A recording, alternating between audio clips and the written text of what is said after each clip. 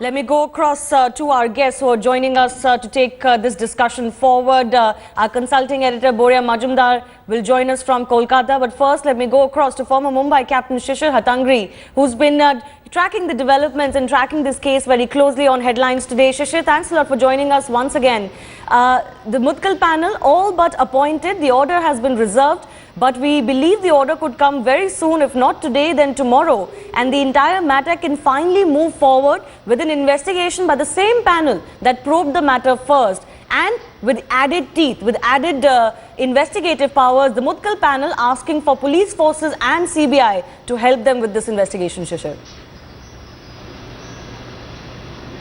I mean, that's something that we expected once the Supreme Court rejected the panel that was appointed by the BCCI or suggested the names of gentlemen, and now that it's gone back to the Mutkal panel and they have offered or they have accepted that they will consented to go ahead with it, it is obvious now that there will be some logical conclusion given that they will take the help of just about every investigating agency that has been involved or will be aware of any value-added inputs that they have on this matter.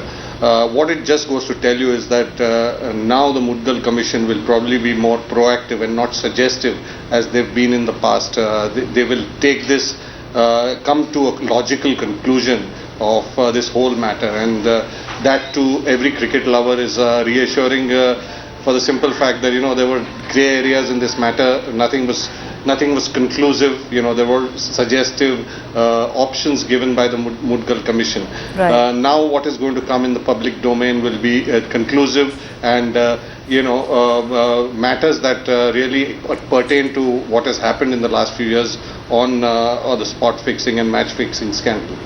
Right, Shishir, what's interesting is that in the court today, in the Supreme Court today, the BCCI counsel, Sundaram, again objected to the Mutkal panel and said the BCCI wants its own panel, which the Supreme Court today then officially had to quash.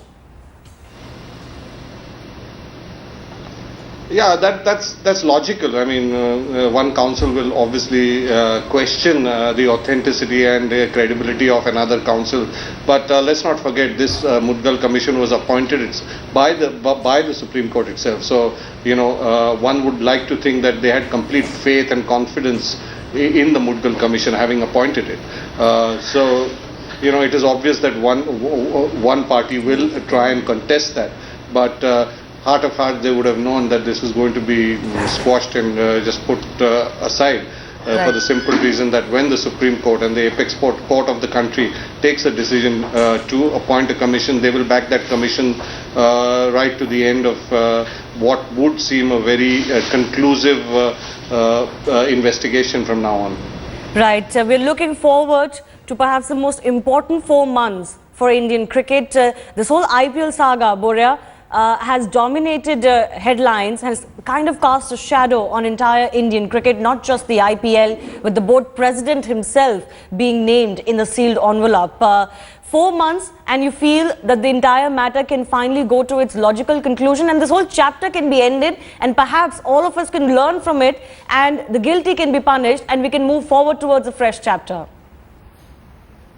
You know, I agree with Shishir that it will go to a conclusion. I mean, a conclusion which will be a credible conclusion because the Mutkal Committee has already given a report which is objective, which is rational, which the whole country believes in. Just to add to what happened in the court today, a report from a particular website dated 8th February was shown by the BCCI's counsel and was shown and said that the Mutkal Committee's findings were already in the public domain 2 days before the report was submitted on 10th February, accusing that it was leaked. That was also not taken into consideration by the Supreme Court. Finally, the BCCI's counsel said that if the court is not willing to appoint a BCCI's panel and it's willing to appoint an external panel, then Srinivasan should be allowed to resume office. So that was the final plea that it was the plea that, you know, okay, you're not agreeing to our panel, why are you not allowing Srinivasan? He will not interfere with the probe at all. So the Supreme Court will have to take a call on that as well. In the past, the Supreme Court is very clear that if Srinivasan is being probed, which is the case, he's the 13th name, then then obviously he cannot resume office. So it's been a very,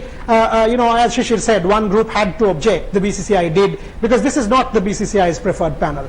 Justice Mudgal and Nageshwar Rao were two names that the BCCI Working Committee turned down. These are the two names who have now been empowered or will be empowered by the Supreme Court, along with a serious wish list, which has Mumbai, Delhi, Chennai police, and a former CBI person, and a player of impeccable integrity. Hopefully, such a committee will actually take this matter to a logical conclusion. Absolutely, that's the wish really. Nikhil Chopra, former Indian cricketer, also joining us on the show. Nikhil, this is exactly what everybody had been waiting for, isn't it? A proper investigative panel. Yes, this is a probe panel which is continuing, but it will have investigative powers, and this is exactly the kind of independent panel, a Supreme Court appointed panel, that one was looking forward to have a clarity in this case, and to not have any doubts over whatever comes out of a probe at all. And that is what the Supreme Court has now given. Well, without a doubt, with the Mudgal committee going out there and putting forward the wish list, the Mumbai police, Delhi police, Chennai police, everybody who's been through this case or investigations were on what the dots have been. This is a great opportunity, Shivani, to get to the bottom of this mess. How big is the nexus? And I think Mr. Mudgal has done the right thing, involving the Mumbai, Delhi and the Chennai police. When you need to connect the dots, you need those people help with the kind of investigations that have already taken place. And you need to get to the bottom of this. How big is the nexus? Who are the people involved? And, like Boria and Shishir have been saying, you need the logical conclusion. The guilty must get punished, and certain names that are doing the rumors, if they're not involved, their names get cleared. Right. As Boria pointed out, what we could also see in the order that will come in some time from now, we don't quite know, but perhaps today, perhaps tomorrow, we could also have the Supreme Court's final position on N. Srinivasan's position. As he was saying, Boria, that the BCCI argued that now that this is an independent panel outside of the BCCI, why can't N. Srinivasan continue? But Shishir, that perhaps is not going to be acceptable to anyone. And once again, that question arises, that is the board really fighting for N. Srinivasan, or is fighting for its own independent identity and for its credibility when they make such suggestions in the court? After all, Srinivasan is one of them 13 accused. I don't think, I think they're shooting in the dark when it comes to asking for, reservations and asking for the board president to continue for independent probe panel, because it's not about the independent probe panel, it's about an individual holding office. And I think the Supreme Court is wiser in taking a decision on that.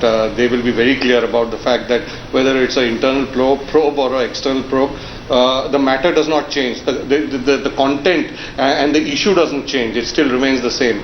I think while you can contest, I think the Supreme Court is well aware of where they want to go from here. And more important, it's time the BCCI smells the coffee and accepts reality.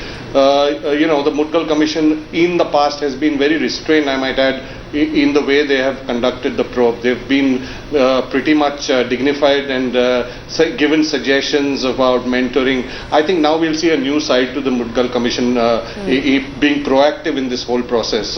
They will come to specifics now that they've asked for the police to come in, the CBI to come in, the crime branch, the special cell to come in.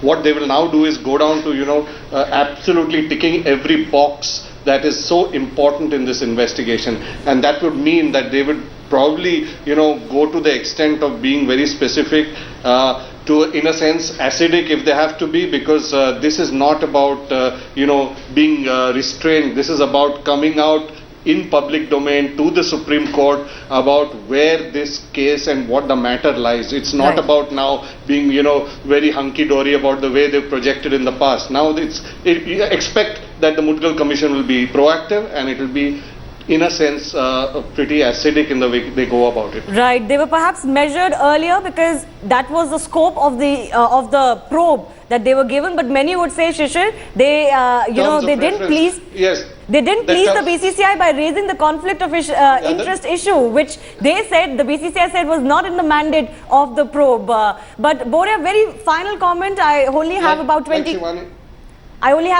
seconds. What happens to Srinivasan's ICC position?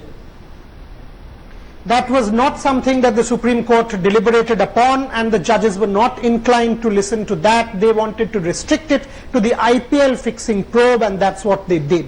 So if the matter has to be raised, the petitioners will have to file a separate petition, which is what I am told they are planning to do. And the BCCI's plea about Srinivasan resuming office, I agree with Shishir. As far as I am concerned, the appointment of the Mudgal Commission is good for Indian cricket because we will get to the root of the problem. Now they have the mandate to cleanse the mess that Indian cricket is in.